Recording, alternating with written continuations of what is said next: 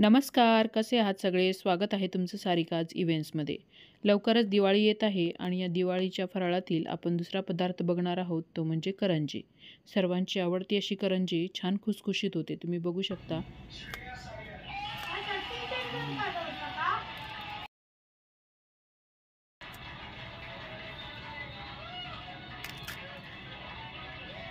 लेयर्सही खूप छान आलेले आहेत आपल्या करंजीला आणि कलरही खूप सुंदर आलेला आहे. लाटीच्या लेयर्स तुम्ही बघू शकता. आता रेसिपीला सुरुवात करूया. सर्वात पहिले आपण सारण बनवून घेऊया. त्यासाठी मी एक वाटी खोबरं किसून घेतलेलं आहे. थोडंसं जाडसर किसलेलं आहे. तुम्ही यापेक्षा बारीकही किसू शकता. याला आपण हलकंसं भाजून घेणार आहोत. थोडासा क्रंच येईल त्याच्यामध्ये भाजल्यामुळे. 1-2 मिनटंच मी याला भाजून घेणार आहे.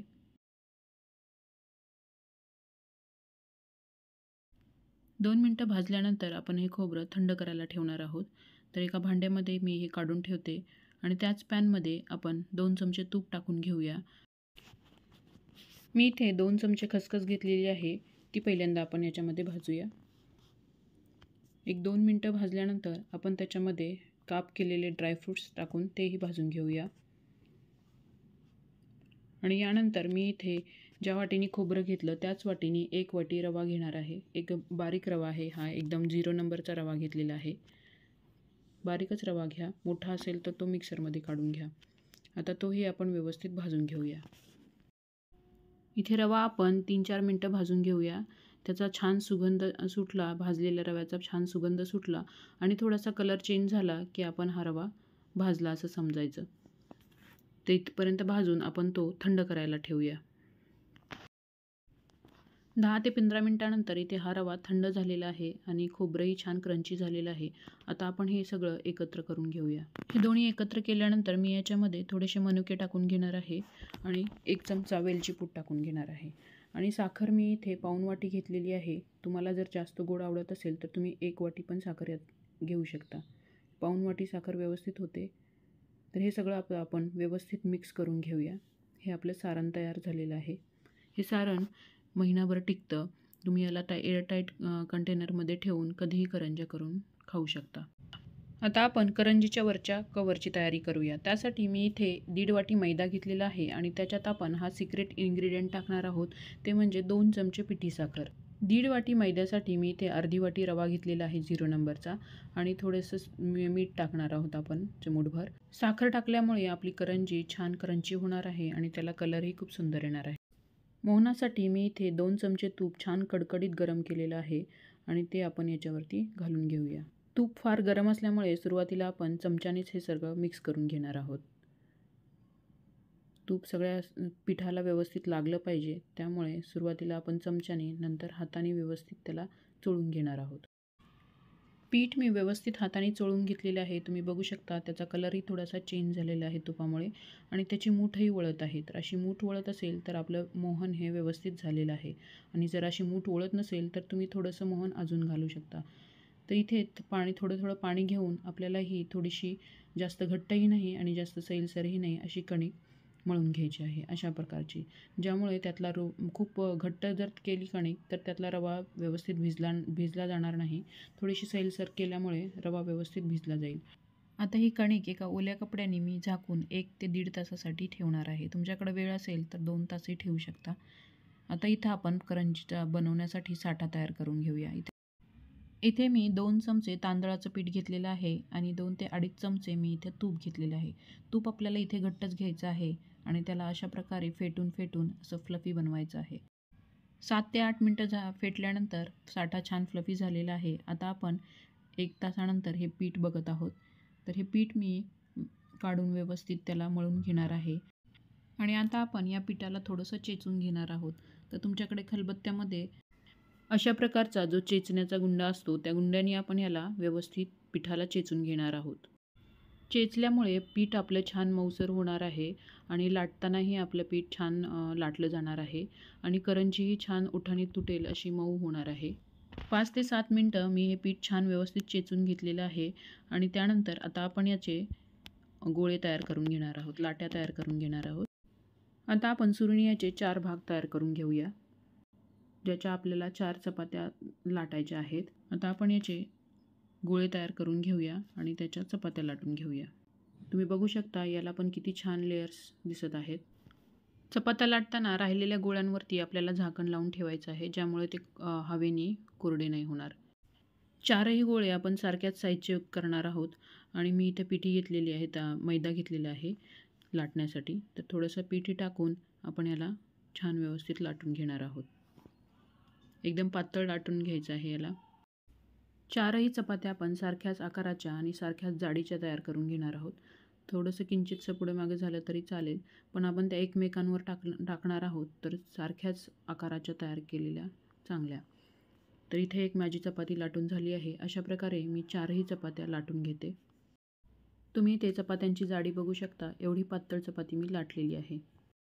4ही चपात्या आपल्या लाटून झालेल्या आहेत. आता त्यापैकी एक चपाती मी पोळपाटावर घेते आणि त्याच्यावरती जो आपण साठा तयार केलेला आहे तो आपण लावून घ्यायचा आहे. सर्व बाजूनी साठा व्यवस्थित लावून घ्यायचा आहे. सगळीकडे व्यवस्थित साठा लावून झाला की आपण त्याच्यावरती थोडासा मैदा भुरभुरणार आहोत, किंवा तांदळाचं पीठ असेल तर तांदळाचं पीठही तुम्ही टाकू शकता. तर मी याच्यावरती थोडासा मैदा टाकलेला आहे आणि परत आपण त्याच्यावरती दुसरी चपाती टाकणार आहोत. अशा आपण 4ही चपात्या टाकून घेऊन मग त्याचा रोल तयार करणार आहोत. आता ही चपाती व्यवस्थित सर्व बाजूंनी एकसारखी करून घ्यायची आहे आणि त्याच्यावरती साठा लावून परत मैदा टाकायचा आहे आणि परत दुसरी चपाती टाकायची आहे.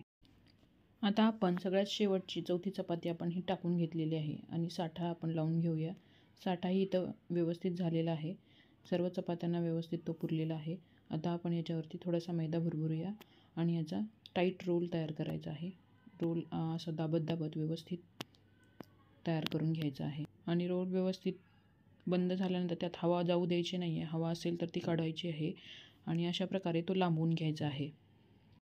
अशा प्रकारे रोल लांबवून घेतल्यानंतर आपण त्याच्या एकसारख्या आकाराच्या लाट्या तयार करून घेणार आहोत आणि या लाट्या मगाशी म्हटलं तसं झाकून ठेवायच्या आहेत कपड्याने आपल्याला, त्यामुळं त्या सुकणार नाहीत हवेने आणि आपले छान करंज्यात लाटल्या जातील. तुम्ही बघू शकता लेअर किती छान आलेले आहेत लाट्यांना.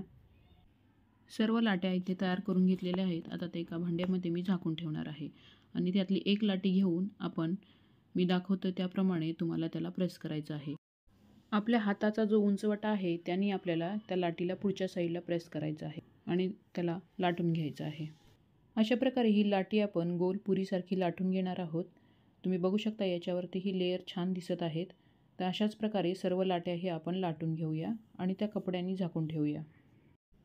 आता मी ते थोड्या लाट्या लाटून ठेवलेल्या आहेत आणि त्यातली एक लाटी घेऊन अशा प्रकारे पाण्याने त्याच्या कडा आपण ओलसर करून घ्यायच्या आहेत आणि हात अशा प्रकारे ठेवून आपण त्यात सारण भरणार आहोत, म्हणजे जे पाणी लावलेली बाजू आहे त्याच्यावरती सारण पडणार नाही.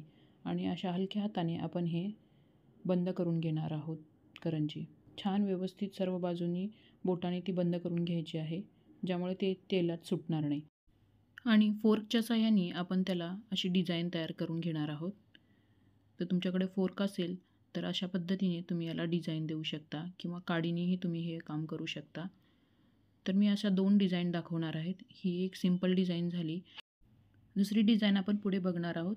आता ही तयार झालेली करंजी ताटामध्ये ठेवून ती परत एकदा कपड्याने झाकून घ्यायची आहे, म्हणजे ती कडक होणार नाही. आता दुसरी डिझाईन बघूया. मी इथे पहिल्याप्रमाणेच पाळी भरून घेतलेली आहे आणि त्याला पाणी लावून ती व्यवस्थित बंद करून घ्यायची आहे. आणि फोर्कच्या साहाय्याने पहिल्यासारखीच आपण डिझाईन बनवून घेणार आहोत. दोन्ही साईडनी ही डिझाईन बनवून घेतल्यानंतर फोर्कच्या मागच्या बाजूनी जी जास्त टोकदार नसते त्या बाजूनी आपण हे फुलाच्या कळ्या बनवून घेणार आहोत. जसं फुलाच्या कळ्या असतात तसं त्याप्रमाणे ही डिझाईन दिसते. तुम्ही बघू शकता किती सिंपल आहे ही डिझाईन, अगदी सहज होते. तर ह्या टोकाने अशा प्रकारे फक्त दाबून घ्यायचं आहे आणि मागच्या साईडनीही सेम त्याला आपण दाबून घेणार आहोत.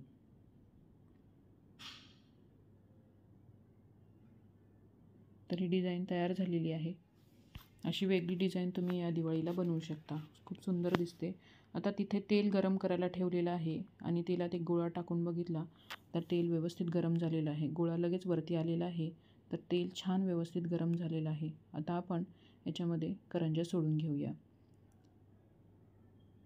एकदम जास्तही करंज्या सोडायच्या नाही आहेत. जेवढ्या आपल्या कढईत बसतील तेवढ्याच करंज्या, त्यांना जागा मिळेल तळायला तेवढ्याच करंज्या टाकायच्या आहेत.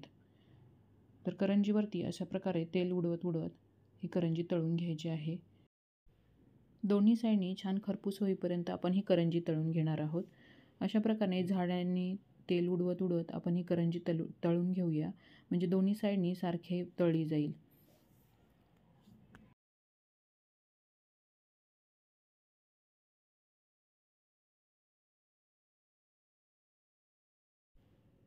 दोन्ही साईडनी खूप छान खरपूस तळल्या गेलेल्या आहेत करंज्या. आता आपण या काढून घेणार आहोत. लेयर्स बघू शकता, त्याच्या लेयर्स खूप छान सुटलेल्या आहेत. तर मी ह्या तिन्ही करंज्या आता काढून घेते आणि थोडंसं तेल त्याच्यातलं निचरलं की खूप छान करंजी दिसते. कलर पण खूप छान दिसतो आहे आणि अजिबात तेल दिसत नाही आहे त्याच्यावरती.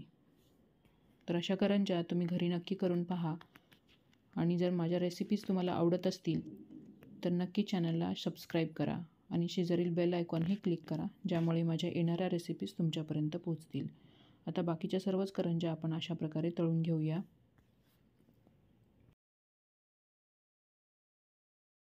आपण जी डिझाईन बनवली होती पाकळ्यांची, ते हे करंज्या आपण छान तळून घेऊया. त्यालाही सुंदर कलर आलेला आहे आणि त्याच्याही लेयर्स खूप छान दिसत आहेत. तर त्याही व्यवस्थित तळून घेऊया. तुम्ही बघू शकता, खूप सुंदर दिसत आहेत. अशी नवीन डिझाईन तुम्ही नक्की ट्राय करा. चला तर मग भेटूया पुढच्या रेसिपीमध्ये. तोपर्यंत धन्यवाद.